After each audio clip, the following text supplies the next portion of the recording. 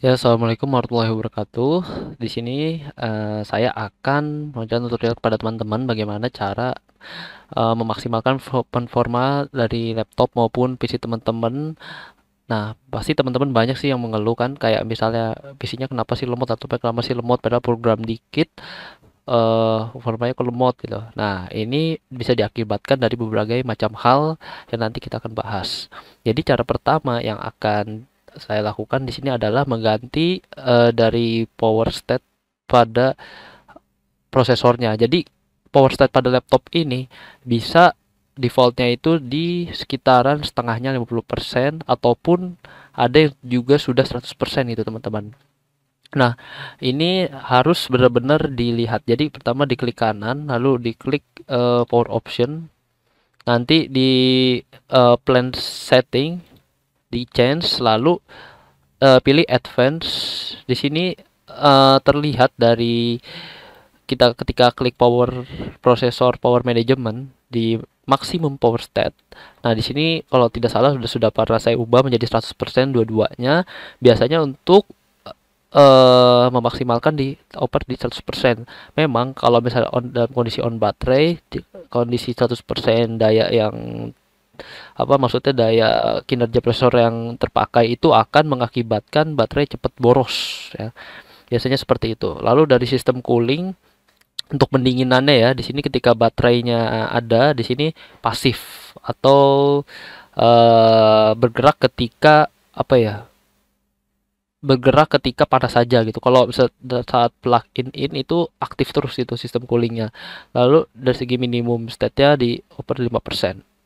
Lalu yang kedua di situ di AMD Graphics Power Setting. Di sini ketika on baterai, kalau misalnya teman-teman untuk meningkatkan gitu kinerja dari korelasi antara prosesor serta graphic card ini harusnya bisa dimaksimas performance-nya. Karena di sini saya tidak terlalu butuh forma grafis yang wow banget karena tidak pakai buat main game juga, maka di mode hemat saja ketika di sini sudah oke. Lalu teman-teman bisa mengcustom plan sesuai kebutuhan teman-teman masing-masing, yaitu dengan create a power plan pada sisi sebelah kiri. Di sini teman-teman bisa tulis plan yang akan digunakan serta pilihan yang akan digunakan yaitu power saver. Ini adalah power yang paling hemat banget dengan kinerja memang yang paling down lah istilahnya. Lalu balance, lalu high performance. Karena di sini saya tidak membutuhkan format yang berat, maka di awal tadi saya berikan balance gitu. Nah, lalu cara yang kedua untuk meningkatkan performa teman-teman laptopnya itu dengan control panel masuk ke sistem. Jadi klik sistem, klik advanced setting. Di sini ada bagian performance. Di bagian performance ini, nah ini kan saya pakai settingan default dari Windows ya. Let Windows choose what best of. Jadi bagaimana Windows mengatur yang terbaik buat komputer kita. Di sini juga bisa mengcustom teman-teman. Nah, saya sarankan untuk lebih mempercepat lagi teman-teman dalam main game itu teman-teman bisa ke custom dan nonaktifkan semuanya settingan dari ini seperti ini misalnya ya, saya nonaktifkan.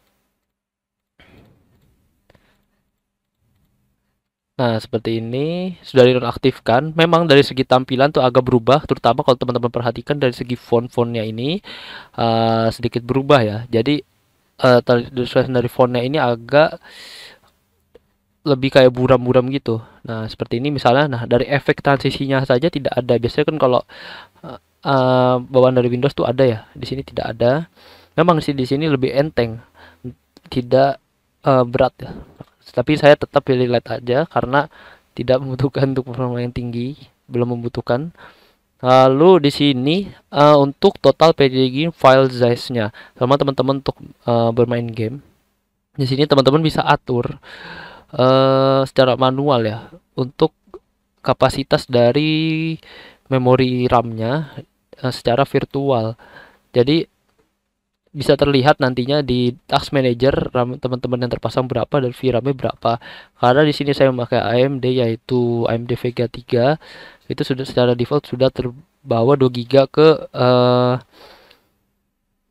ke VRAM-nya, jadi diambil dari RAM fisiknya. Sisa RAM fisiknya yaitu 6 GB, terambil 2 GB untuk VRAM untuk bermain game agar lebih maksimal. Jadi segitu aja sih tips dari saya, semoga bermanfaat bagi teman-teman. Kalau ada pertanyaan boleh ditulis ke kolom komentar. Assalamualaikum warahmatullahi wabarakatuh.